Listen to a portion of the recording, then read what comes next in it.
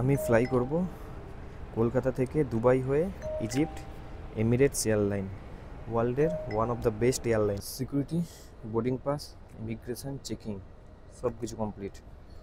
পাসপোর্টে স্ট্যাম্প পড়ে গেছে, আর এখন আমি আর ইন্ডিয়ান নাগরিক নয়, আমি ইজিপ্ট প্রবাসী হয়ে গেছি। আমাদের ফ্লাইট এসে গেছে, এমিরেটস বোয়িং 77380R। এই ফ্লাইটেই ট্রাভেল করবো। খুব খিদে পেয়েছে, বাট খাইনি।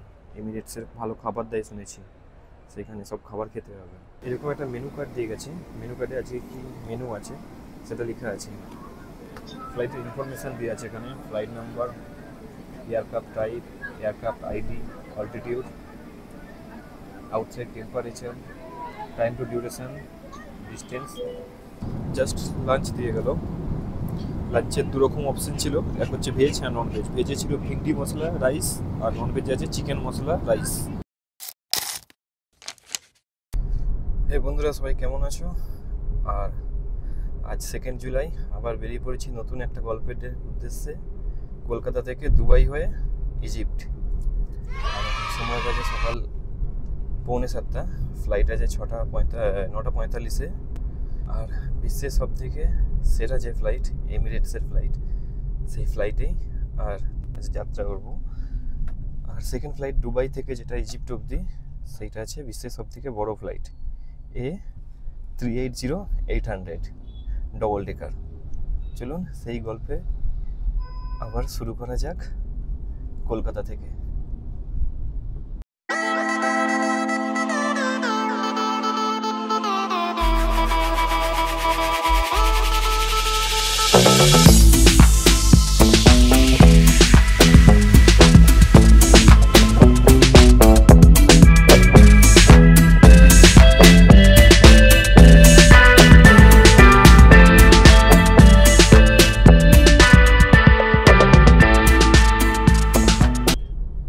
এয়ারপোর্ট এখনও 10 কিমি, সময় দেখাচ্ছে 7:05 এয়ারপোর্ট পৌঁছাবো।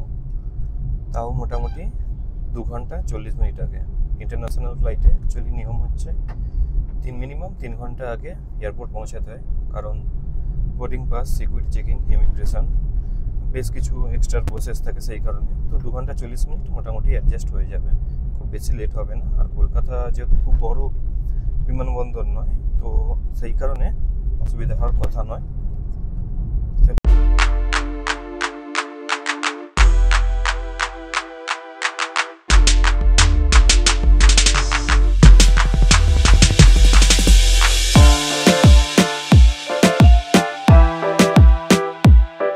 সময় এখন 7:05, যেমন টাইম ছিল সেম টাইমে 7:05 পৌঁছে গেছি কলকাতা ইন্টারন্যাশনাল এয়ারপোর্ট।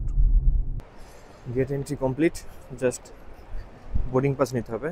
এমিরেটস, আমার এয়ারলাইন্স এমিরেটস, সামনেই আছে এমিরেটস। বোর্ডিং পাস নেওয়ার পরে দিতে হবে সিকিউরিটি, দেন ইমিগ্রেশন। তার আগে বোর্ডিং পাসের জন্য বোর্ডিং পাসটা নিয়ে তারপর আবার আসছি। Security, boarding pass, immigration, checking সব কিছু কমপ্লিট। পাসপোর্টে স্ট্যাম্প পড়ে গেছে, আর এখন আমি আর ইন্ডিয়ান নাগরিক নয়, আমি ইজিপ্ট প্রবাসী হয়ে গেছি। তবে বোর্ডিং পাস নেওয়ার সময় একটু সমস্যা হয়েছিল, পাসপোর্ট আর আমার যে ই ভিসা আছে সেই ই ভিসা নিয়ে জানি না কী করলো, অনেকক্ষণ ধরে সময় আমাকে ওয়েট করিয়ে রেখেছিল। তারপরে কায়রোতে, দুবাই থেকে যে কায়রোর ইয়েতে, তাতে এখন সিট নাম্বার দেয়নি। আমাকে বললো এখানে সিট নাম্বার দেওয়া হবে না, গেটে সিট নাম্বার দিয়ে দেওয়া হবে, গেট থেকে জেনে নিতে।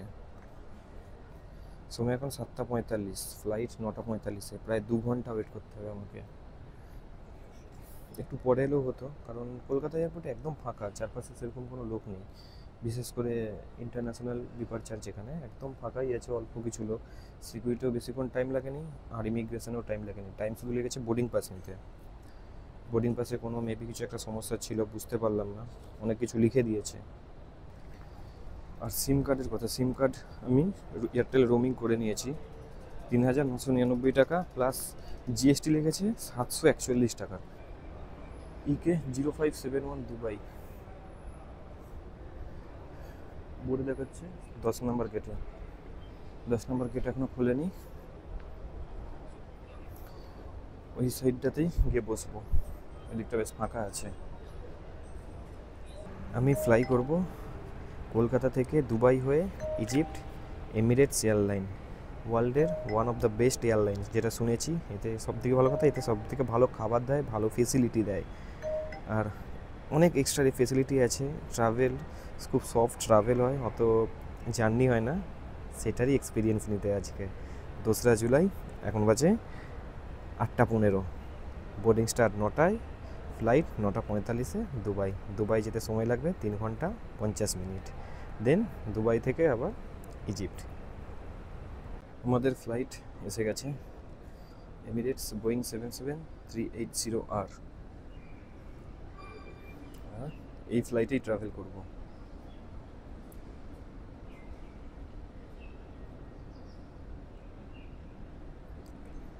জাস্ট একটু আগে ফ্লাইটটা ল্যান্ড করলো, আর এখন গেটে আসছে, 10 নম্বর গেটে।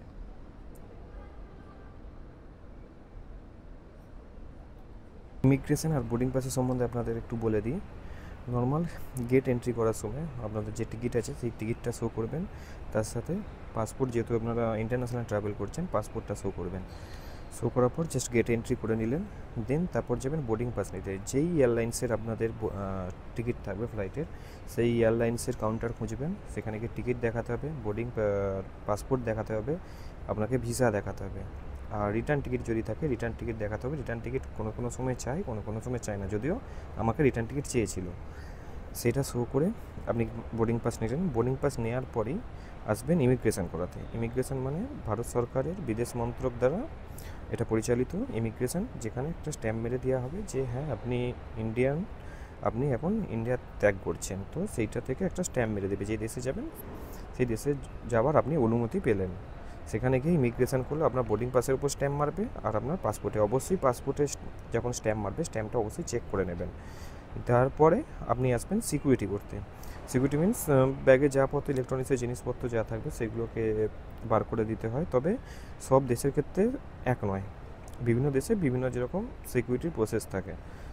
সব কিছু ওটা ট্রেতে দিলেন, নর্মাল সিকিউরিটি চেক করে নিল, বাস এইটুকুই। তারপর এবার আপনাকে সিকিউরিটি চেক হয়ে যাওয়ার পর গেটে এলেন, নর্মাল গেটে এসে আপনাকে চেক করে নিতে হবে কোন গেটে আছে। অবশ্যই একবার করে আপনারা বোর্ড চেক করে নেবেন, কত নম্বর বোর্ডে গেট নাম্বার থাকে। কোনো সময় গেট নাম্বার চেঞ্জ হতে পারে, ম্যাক্সিমাম ক্ষেত্রে হয় না, তবু একবার চেক করে নেওয়াটা উচিত। বোর্ডিং পেসেসে নর্মাল বোর্ডিং করলেন, জাস্ট বোর্ডিং করলাম। দারুণ পরিষেবা, খুব সুন্দর। 39, 18, 20, আমার সেখানে 39।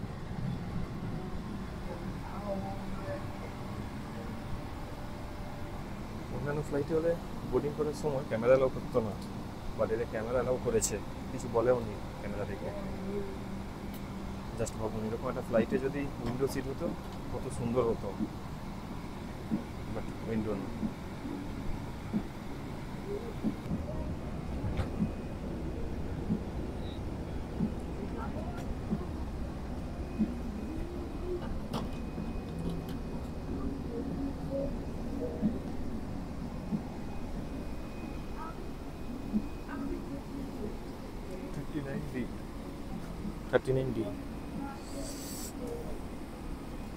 এটা হচ্ছে আমার সিট 39D। দিয়েছে একটা কুশন তো দিয়েছে, তার সাথে একটা হেডফোন দিয়েছে, আছে একটা ব্ল্যাঙ্কেট। এখানে এসি নাকি বিশাল চিপ থাকে, সেজন্য ব্ল্যাঙ্কেট, কিন্তু এত কিছু রাখার তো জায়গা নেই। সামনে এরকম একটা টিভি আছে, ওয়াচ টু ওয়্যারলেস ক্যামেরা। এটা হচ্ছে ফ্রন্ট ক্যামেরা, এখানে দুটো ক্যামেরা আছে, এটা টাচ স্ক্রিন, ক্যামেরা 1, ক্যামেরা 2। এখানে হচ্ছে ট্রে টেবিল, ছোট, এটা লম্বা করলে বড়, অল্প খাবার বেশি খাবার।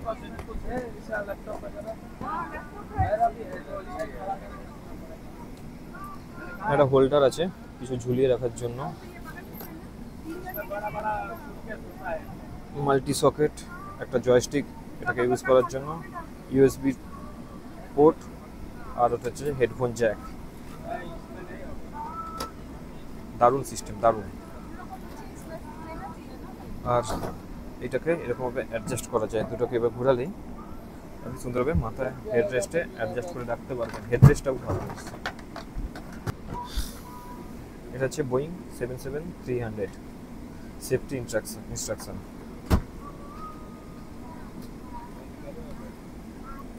টোটাল সেফটি ইনস্ট্রাকশনটা এতে আছে। যদি কোনো রকম অসুবিধা হয় এই সেফটি ইনস্ট্রাকশনটা আপনাকে দেখতে হবে। আর এখানে আপনাদের একটা কথা বলে রাখি, ইন্ডিয়ার যে ফ্লাইট আছে, ফ্লাইটের যেমন সেফটি ইনস্ট্রাকশনগুলো যে বিমান সেবিকা বা কেবিন ক্রুরা থাকে তারা যেমন পারফর্ম করে দেখিয়ে দেয়, এখানে সেরকম সিস্টেম নয়। এখানে আপনার যে সামনের যে টিভিটা আছে সেই টিভিতেই আপনাকে ভিডিওর মাপে দেখানো হচ্ছে। তবে একটা খুব জিনিস ভালো লাগলো যে সেটা বাংলাতেও বলছি এবং আরবিকে এবং ইংলিশে ৩টে অপশনেতেই দেখাচ্ছে। বাঙালি হয়ে এটাই সবথেকে ভালো লাগছে। কারণ ট্রেনেতে কিছু, কিছু অ্যানাউন্সমেন্ট থাকে যেখানে বাংলায় বলে না। ইভেন ফ্লাইটেও দেখেছি। ফ্লাইটে তো ইন্ডিয়ান ফ্লাইটে বলে না, বাট সেটা এই এমিরেটসে বাংলায় অ্যানাউন্সমেন্ট করছে। সত্যি এটা দেখে খুব ভালো লাগলো এরকম সিস্টেমটা থাকার জন্য।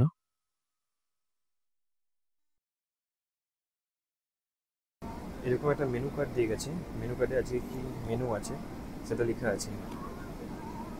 লাঞ্চ ইংলিশে লেখা, বাংলায় লেখা, আরবিকে লেখা। ভালো মেনু দিয়েছে, কিন্তু মশলা ঢেঁড়স তো আমি খাই না। বাট ফ্লাইটে সে ঢেঁড়স খেতে হবে আমাকে? ফ্লাইটের ইনফরমেশান দিয়ে আছে এখানে। Flight number, aircraft type, aircraft ID, altitude, outside temperature, time to duration, distance. Total distance হচ্ছে 2282 কিলোমিটার। টাইমের ডিস্টেন্স 8টা 6, অ্যারাইভেল টাইম 12টা 15। এখন আমরা আছি কলকাতাতে।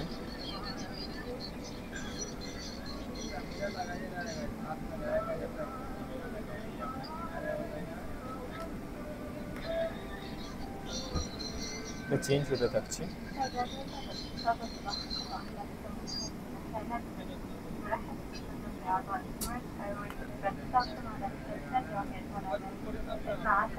টোটাল এখানে ডিস্টেন্সটা দেখাচ্ছে কীভাবে কভার করবে।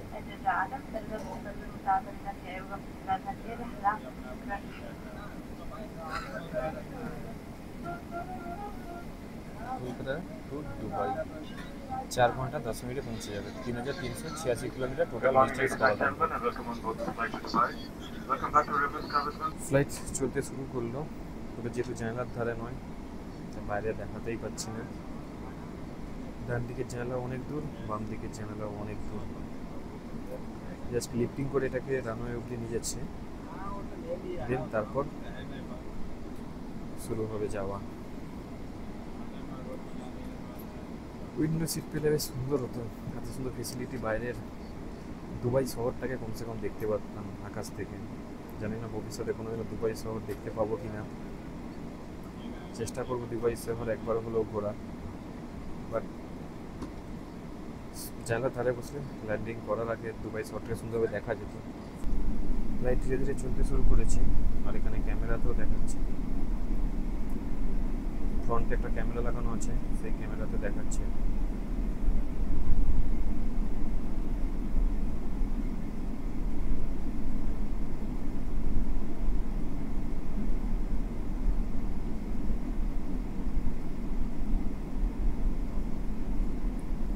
সামনে গিয়ে ডান দিকে টার্ন নিল।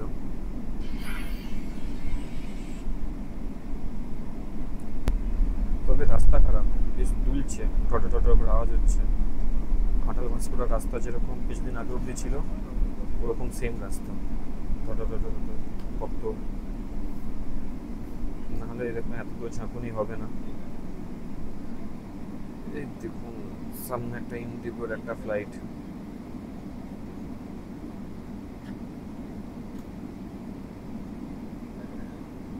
ফার্স্টে ইন্ডিগোর ফ্লাইটটা টেক অফ করবে, তারপর আমাদের ফ্লাইটটা দেখা যাবে। আগে কোনো ফ্লাইট থাকলেও সেটাকেও দেখা যাবে, বেশ সুন্দর।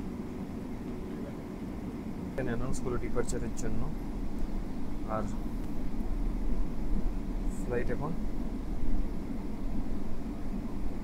রানওয়েতেও পৌঁছে গেছে।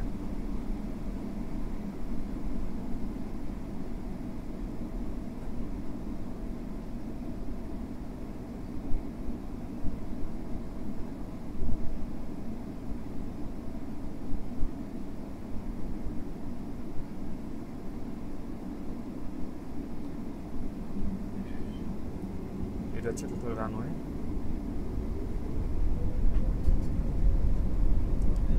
ধীরে ধীরে স্পিডও বাড়ছে।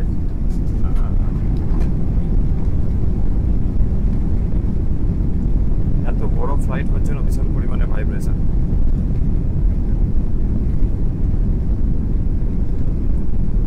বিশাল ভাইব্রেশন হচ্ছে, নড়ছে যখন। ফার্স্ট টাইম সামনে থেকে দেখা যাচ্ছে অ্যাকচুয়ালি রানওয়েটা ঠিক কিরকম দেখতে লাগে।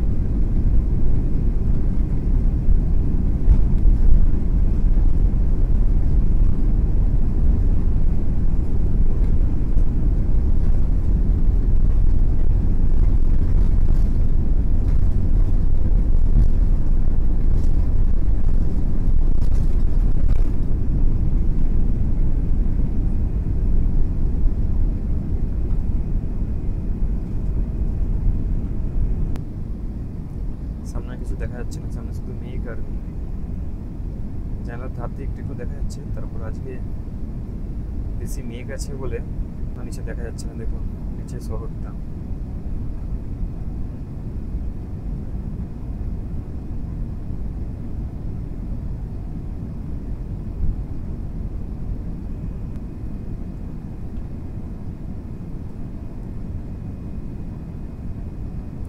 এখানটায় দেখা যাচ্ছে যে ফ্লাইটের যে ছায়াটা পড়ছে, সেই ছায়াটা পর্যন্ত দেখা যাচ্ছে নিচে।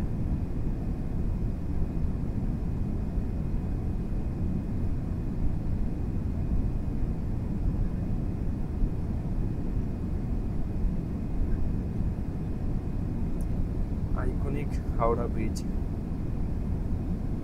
হাওড়া স্টেশন।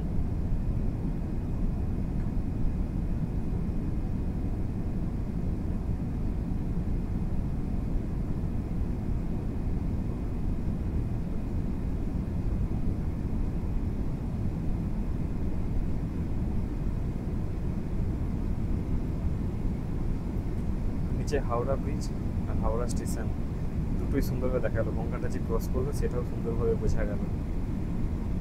দারুণ লাগলো। আজ প্রচুর মেঘলা ওয়েদার, সেই জন্য আর সেভাবে দেখা যাচ্ছে না।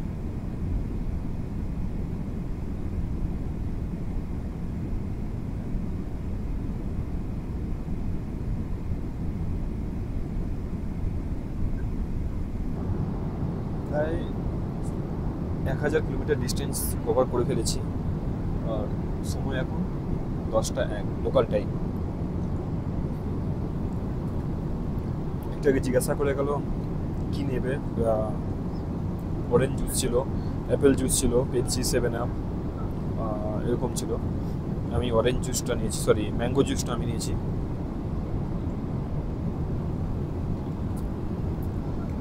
বেশ ভালো খেতে। আর গ্লাসটা কোয়ালিটি, প্লাস্টিকের গ্লাস দিয়েছে। খাবার এখনো দেয়নি, বাট পাশের সিটে খাবার দিয়ে দিচ্ছে। আমাদের এখনো খাবার দেয়নি। একটা জিনিস দেখলাম, একটা ভিডিওটা অনেকদিন আগে দেখেছিলাম যে ওয়াইন দেয়, বাট ওয়াইনের বোতলও আছে কিন্তু দেখছি দিচ্ছে না। মেবি ওটা আলাদা করে কিনতে হবে। জাস্ট লাঞ্চ দিয়ে গেল। লাঞ্চের 2 রকম অপশন ছিল, এক হচ্ছে ভেজ আর নন ভেজ। ভেজে ছিল ভিন্ডি মশলা রাইস, আর নন ভেজে আছে চিকেন মশলা রাইস। মেবিটা চিকেন মশলা রাইস আছে। এটা একটা চাটের মতন, একটা মিষ্টি আছে, রোস্টেড কাজু বাদাম, কাটলারি সেট।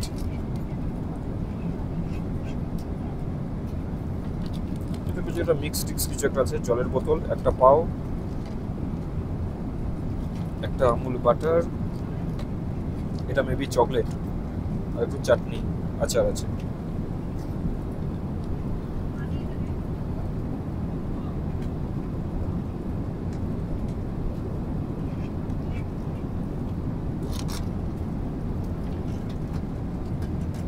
এটা হচ্ছে চিকেন কারি আর রাইস। টেস্ট কেমন, টেস্ট খেয়ে দেখতে হবে, কারণ এমিরেটসের খাবার নাকি খুব ভালো। একটু পরেই বোঝা যাবে টেস্ট করলেই খাবার কতটা ভালো। স্টিলের চামচ দিয়েছে, আর চামচটা বেশ শক্ত।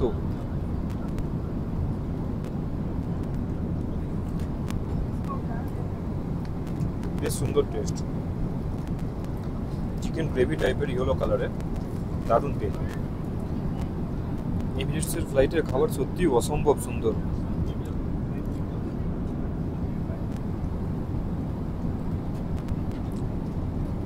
চিকেন কারির টেস্টও বেশ ভালো।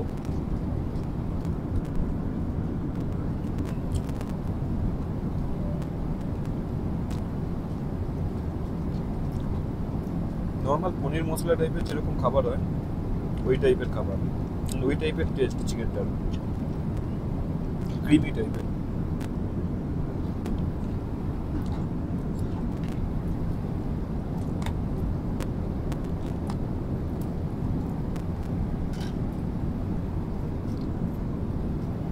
ওই একটা চাট টাইপের আছে,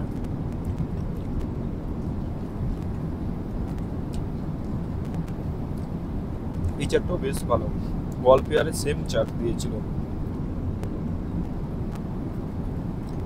চিকেন গ্রেভিতে আবার রোস্টেড কাজু দিয়ে আছে, কাজুর পিসগুলো পুরো একদম বেশ বড় বড়। চিকেনটা এত সুন্দর বয়েলড হয়েছে, এত সফট, পুরো বোঝাও যাচ্ছে, মানে জাস্ট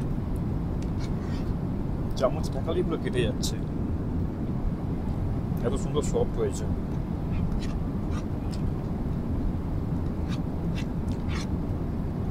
ইন্ডিয়াতে যেমন পিৎজারা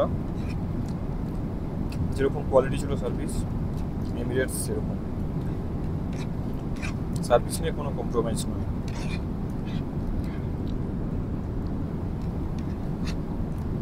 বাঙালির ফ্লাইটে বসে রসমালাই। আমি প্রথমে এটা নর্মাল মিষ্টি ভেবেছিলাম, পরে দেখছি যে না, এটা রসমালাই। জাস্ট একটু রসটায় মাখিয়ে নিতে হবে, দিয়ে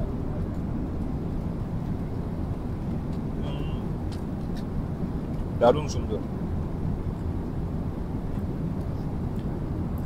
ভিতরটা খানিকটা সন্দেশের মতন আছে, আর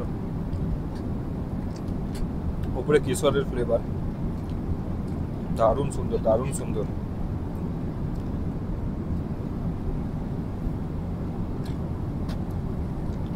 খুব বেশি মিষ্টিও নয়, অসম্ভব সুন্দর খেতে।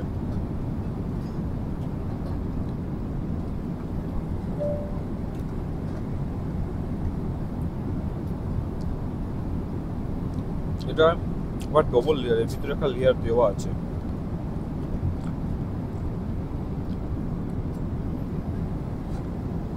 রাস্তা চলে এসেছি, আর এত পরিমাণ এসি জোরে চলছে যার কারণে আমাকে এবার এরকম ব্ল্যাঙ্কেট নিতে হলো। আর একটু আগে এসে কোনো জুস খাবে কিনা সেটা জিজ্ঞাসা করে গেছে, তো অ্যাপেল জুস নিয়েছি।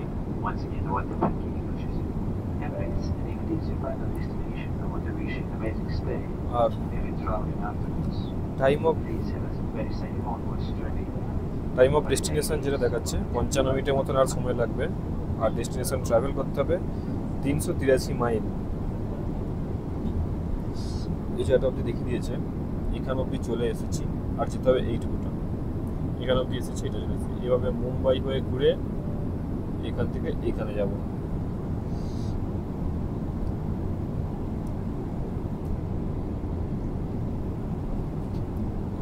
খাবার দাবার পরিষেবার দিক থেকে একদম ফার্স্ট ক্লাস, কোনো কমপ্লেন নেই। ডিস্টেন্স বাকি আর ওই 75 কিলোমিটারের মতো। ল্যান্ডিংয়ের জন্য পাইলট অ্যানাউন্সও করে দিয়েছে। টিভিতে দেখা যাচ্ছে চারিদিকটা শুধু মরুভূমি, মাঝখান দিয়ে একটা রাস্তা গেছে। এটা হচ্ছে শুধুমাত্র একটা রাস্তা, আর চারিদিকটা পুরো ধুধু মরুভূমি।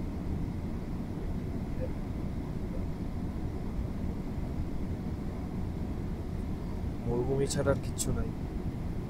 আর ম্যাক্সিমাম 10 থেকে 15 মিনিট সময় লাগবে পৌঁছাতে।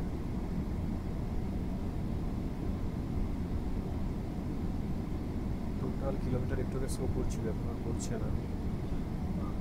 72 কিলোমিটার বাকি আছে আর।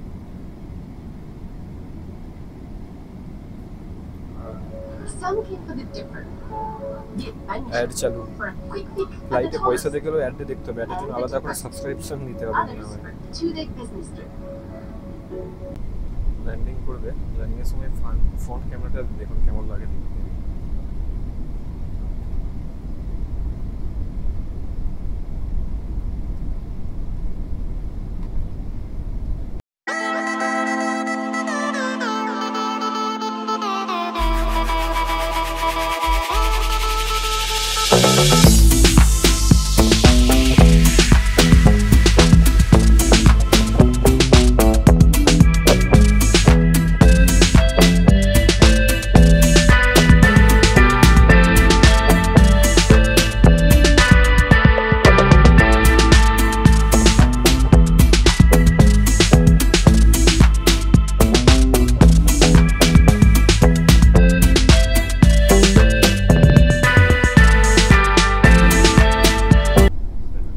বিশাল জোর ভাইব্রেশন হচ্ছে, পুকুরকে দুম করে পড়েছে। পৌঁছে গেছি দুবাই, মোটামুটি সেফ ল্যান্ডিং।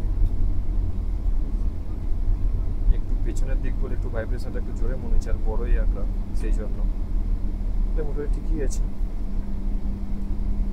চলো নেমে কথা বলি, ব্যাগ নিতে হবে, লাগেজ কালেক্ট করতে হবে না, সেম টার্মিনাল 3তেই। আবার ফ্লাইট আছে 3:15, এখন এখানে লোকাল টাইম 1টা, ফ্লাইট আছে 3:05। দীর্ঘ 4.5 ঘন্টা জার্নি করে যখন আমাদের ফ্লাইট এসে পৌঁছালো মরুর শহর দুবাইতে, তখন ঘড়ির কাঁটায় 1:05।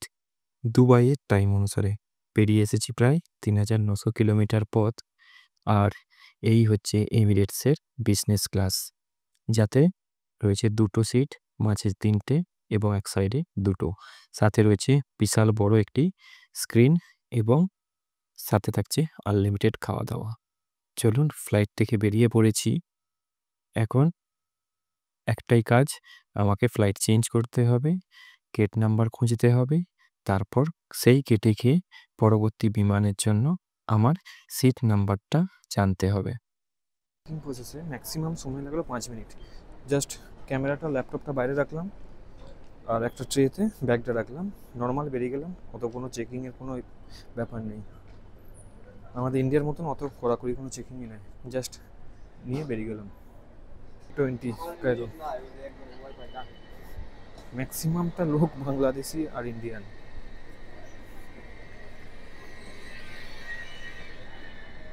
A15 A20 সোজা যেতে হবে।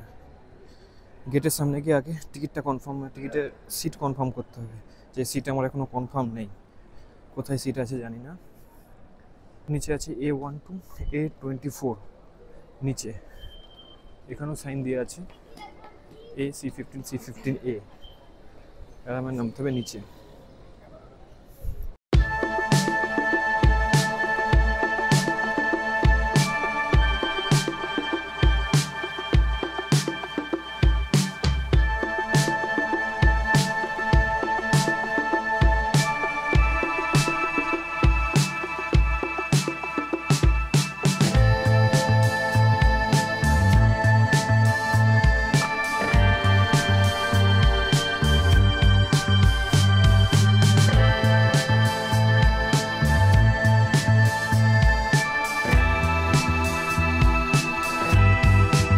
ডিউটি ফ্রি দোকান, আর ওয়াইন নিতে গেলে সেটাও ডিউটি ফ্রি, বাট সব কিছু নেব না। আমাকে সবার প্রথমে আগে যেতে হবে গেটে, গেটে গিয়ে সিট কনফার্ম করতে হবে, দেন তারপর ঘুরবো এসে। বাই 4 বোতল ওয়াইন্স গেট 10% ডিসকাউন্ট, বাট 4 বোতলের মধ্যে একদিনে খাবো কি করে? ভিডিওটা এখানেই শেষ করছি। আগামী পর্বে দেখাবো দুবাই থেকে ইজিপ্ট যাওয়ার ভিডিও। সেই ভিডিওতে থাকছে বিশ্বের সবথেকে বড় flight Airbus A380 double decker. চলুন ভিডিওটা এখানে সবাই শেষ করছি। সবাইকে টাটা, সবাই সুস্থ থাকবেন, ভালো থাকবেন।